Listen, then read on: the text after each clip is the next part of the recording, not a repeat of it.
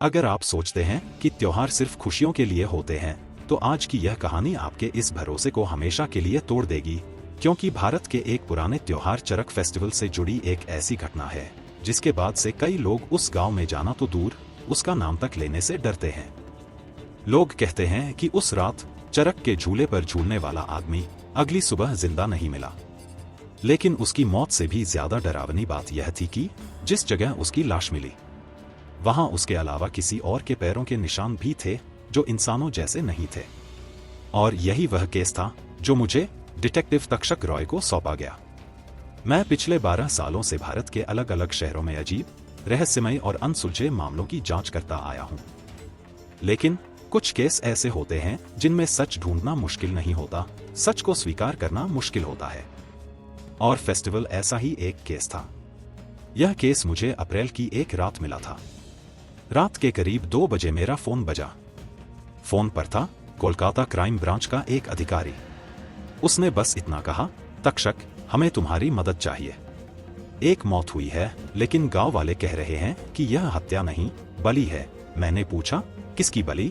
Phone के उस पार कुछ सेकंड तक खामोशी रही। फिर उसने कहा, चरक फेस्टिवल की। अगले दिन सुबह मैं पहुंचा पश्चिम बंगाल के एक छोटे से गांव, बीरनगर। यह गांव अपने चरक फेस्टिवल के लिए पूरे इलाके में मशहूर था। अगर आपने कभी यह त्योहार नहीं देखा, तो मैं आपको बता दूं। इस त्योहार में भक्त लोग भगवान शिव की भक्ति में अपने शरीर में लोहे के हुक लगवाते हैं और फिर उन्हें एक बड़े झूले पर घुमाया जाता है।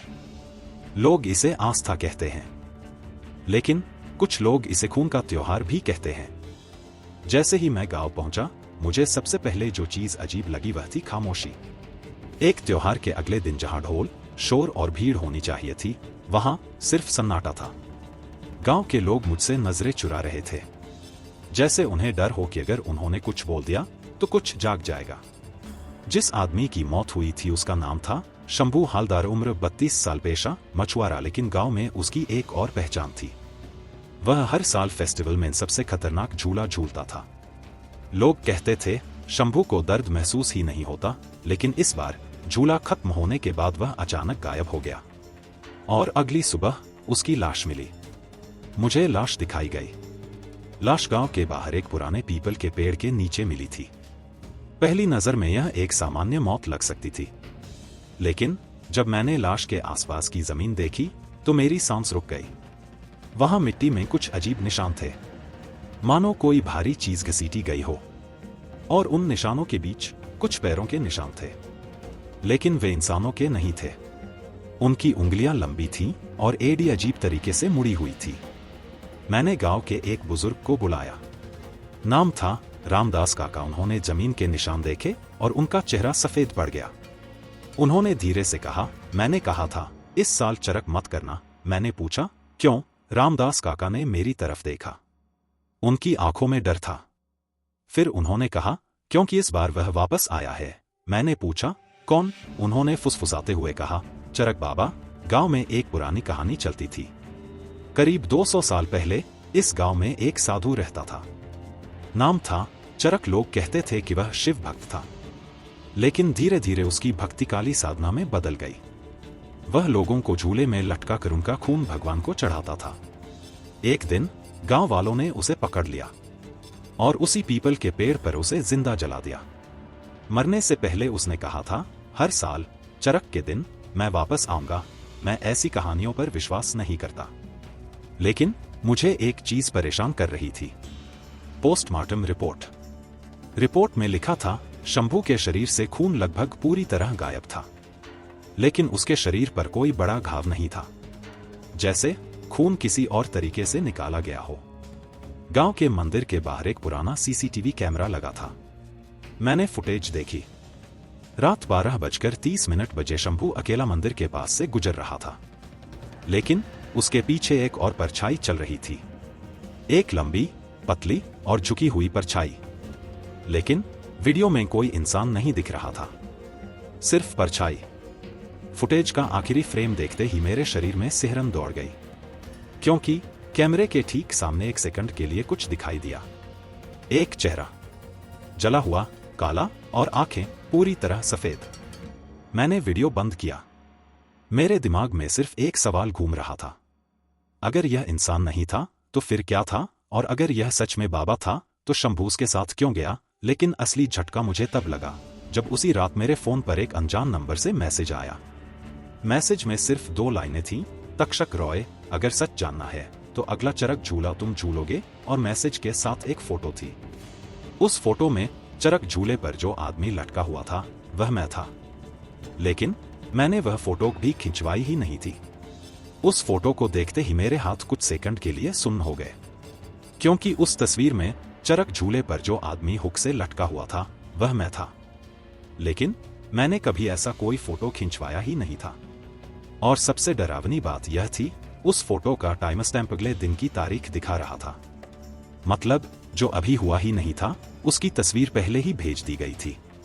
उस पल मेरे दिमाग में बस एक ही सवाल था, क्या यह किसी इंसान का खेल है या सच में कोई 200 साल पुरानी ताकत वापस आ चुकी है। मैंने तुरंत उस नंबर पर कॉल किया, लेकिन नंबर स्विच ऑफ था। मैंने फोन की स्क्रीन फिर से देखी, तभी मेरी नजर फोटो के बैकग्राउंड पर गई। वहां एक चीज थी जो पहले मैंने नोटिस नहीं की थी।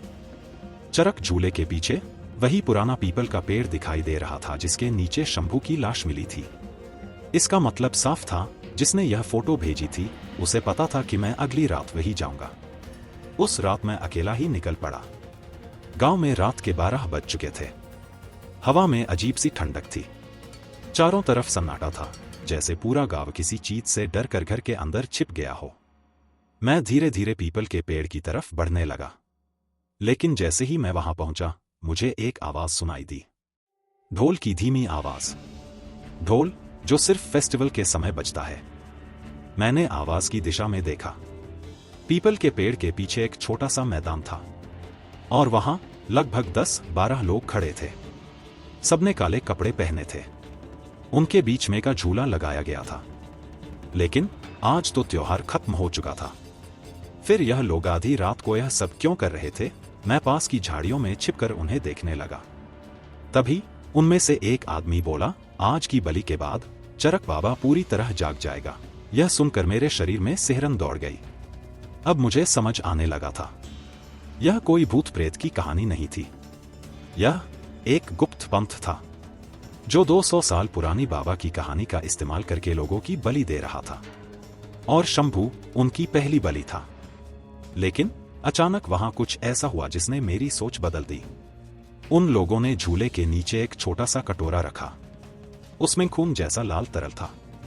उन्होंने वह तरल पीपल के पेड़ की जड़ों पर डालना शुरू किया, और जैसे ही वह खून मिट्टी में गिरा, हवा अचानक तेज हो गई।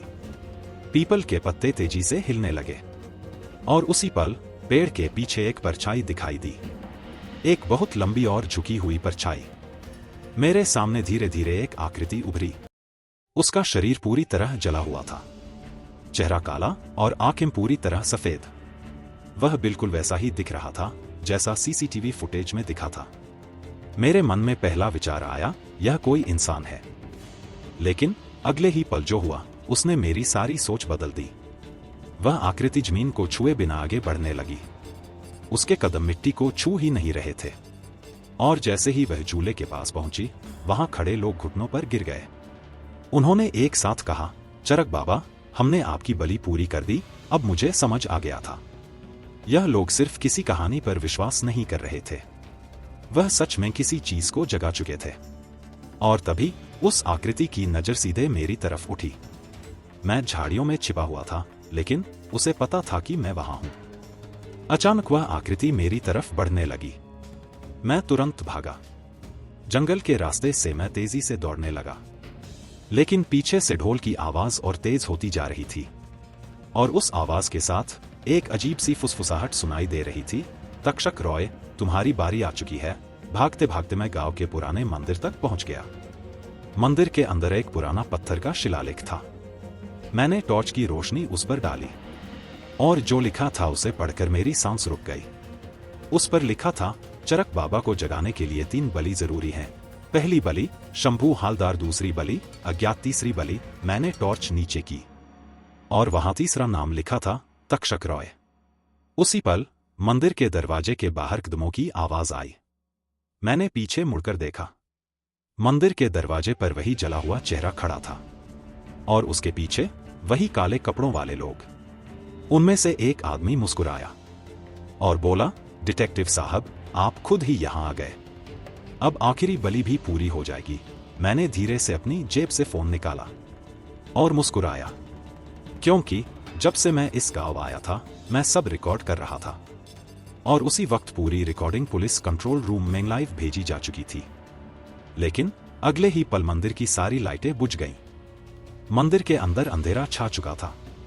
मेरे सामने खड़े थे वही काले कपड़ों वाले लोग और उनके बीच वह आदमी जिसने खुद को चरक बाबा बनाकर सबको डराया था। लेकिन इस बार मैं तैयार था।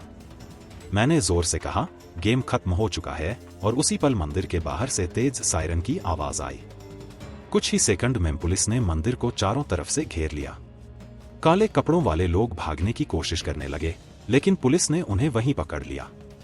जब उनका मुखिया पकड़ा गया तो उसके चेहरे से नकली जला हुआ मास्क हटाया गया और सामने आया रामदास काका, वही बुजुर्ग जिसने मुझे चरक बाबा की कहानी सुनाई थी। असल में वह और उसका गुप्त पंथ लोगों को डराकर बलि की झूठी कहानी बना रहे थे ताकि गांव पर उनका डर कायम रहे। शंभू की हत्या भी उसी पंथ ने की थी। पुलिस सबको गिरफ्तार करके ले गई। केस लगभग खत्म हो चुका था। लेकिन जैसे ही मैं मंदिर से बाहर निकलने लगा मेरी नजर जमीन पर पड़ी। वहां मिट्टी में कुछ ताजे पैरों के निशान थे। लेकिन अजीब बात यह थी कि वे निशान पुलिस या उन लोगों के नहीं थे, क्योंकि उन पैरों की उंगलियां सामान्य रूप से लंबी थी और एड़ी उल्टी दिशा में मुड़ी हुई थी। मैंने पीछे मुड़कर पीपल के पेड़ की तरफ देखा।